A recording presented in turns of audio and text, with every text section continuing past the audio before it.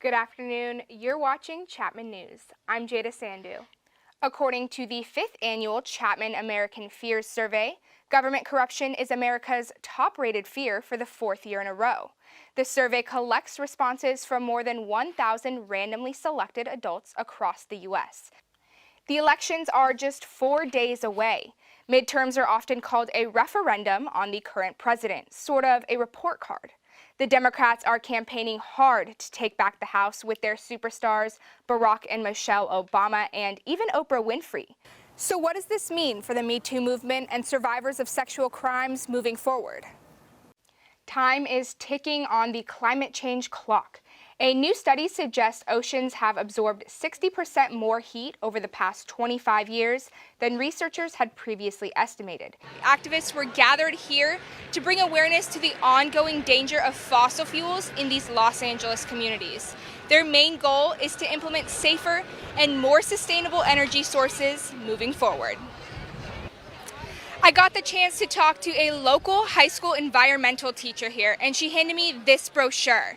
It outlines 50 solutions to the problems that they presented at the rally today. But until these demands are met, Fonda and the other activists will continue to protest. They're also planning to hold demonstrations in Bakersfield, Sacramento, and other regions of California. Back to you guys. There were 250,000 new jobs within the last month. How does this good economic news affect the election and the support for President Trump moving forward? Thanks for joining us again. Sad news today regarding the death of an 18-year veteran of the Costa Mesa Fire Department. After years doing one of the most dangerous jobs around, Captain Mike Kreza was killed by what police say was a drunk driver. Natalie Rawson has our story. As of now, Weinstein faces up to 29 years in the New York prison, but he also faces possible convictions in Los Angeles for 4 other charges. For Chapman News, I'm Jaida Sandhu. If you thought you were heading to the mountains this weekend, think again. The opening of Mammoth Mountain has been delayed. Originally planned for yesterday, it will now have its grand opening at a later date, which has not yet been announced. Last Saturday was anything but rough at Corgi Beach Day. The event hosted hundreds of corgis and, of course, their humans, kicking off at 9 a.m. and lasting throughout the day with plenty of activities and events in between. Reporter Dominique Grun spent the day with these adorable pups. Here's her story. Taking a look at our overall Southern California forecast, we are going to be down in San Diego at 83 degrees, Oceanside same of 83. Palm Springs, we heat up a little bit more, up in those 91s, and then Big Bear drops down to 58. Heading towards LA, we are at 89, and then up in Santa Barbara, we are at 84. Now today in Orange, we're around 81 degrees and windy. This video behind me was a tree down in our very own Dodge College parking lot earlier this week. Well, that's all I have for today. Be careful where you park your car and enjoy your sunny weekend ahead. Back to you guys at the desk.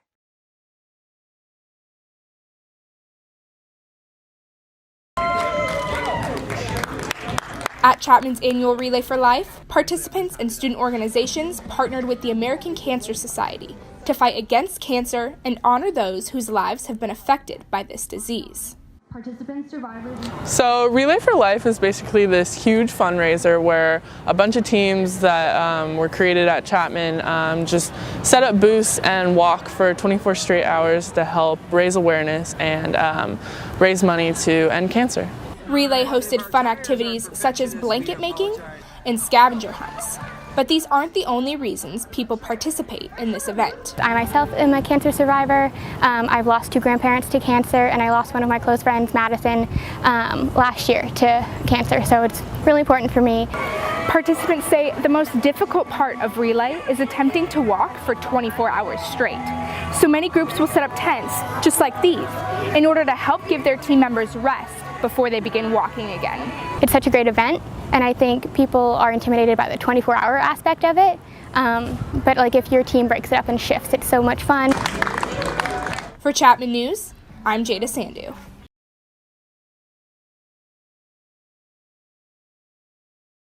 Hey guys, what's up? I'm Jaida Sandhu, and you're watching This Just In. Here are the latest updates on social media from this week. Up first, the Mean Girls aren't running school anymore, but on October 3rd, we still wear pink. Wednesday, October 3rd was National Mean Girls Day, and Twitter was filled with this iconic scene. Take a look. On October 3rd, he asked me what day it was. It's October 3rd. While Katie Heron was left crushing on Aaron Samuels, the rest of us were also left crushing. On Wednesday, it was National Boyfriend Day, and this time we turned to Instagram, where our feeds were full of couple pictures, causing all the single ladies to throw their hands up, maybe in celebration or maybe in frustration. All the single ladies, now put your hands up. Now, if you somehow managed to miss the Mean Girl tweets or the cute couple Instagrams, you probably weren't able to miss the presidential alert. The Federal Emergency Management Agency sent out the first of its new emergency wireless alert system. And while this message wasn't from Trump himself, in classic Twitter fashion, the hashtag presidential alert started trending and kept our phones blowing up long after the original alert was sent out. But Donald Trump wasn't the only president with social media sentiments. The Obamas took to Twitter to share their 26th anniversary. Former President Barack Obama tweeted to Michelle that she is his favorite person to see the world with, and she is quite the extraordinary person. Michelle responded, thanking Mr. Obama for his trust, love, and respect, calling him a treasure. Now in entertainment, we've all gotten starry-eyed over the new Bradley Cooper and Lady Gaga film, A Star is Born. Me something, girl. Do you write songs or anything? I don't sing my own songs. Why? Tune into Chapman News, where entertainment reporter Shannon Demingsil will have this and more. Now in the sports world, everyone was talking about the wild card games, but these weren't the only curveballs thrown in baseball this week. Manager of the Anaheim Angels, Mike Scioscia, is hanging up his hat after 19 years. Sports reporter Brad Benson will have this and more coming up on Chapman News. Well, that's all I have for today. Thanks for tuning in to this week's episode of This Just In. Be sure to watch Chapman News live today at noon and come back next week to get caught up on all the latest social media trends.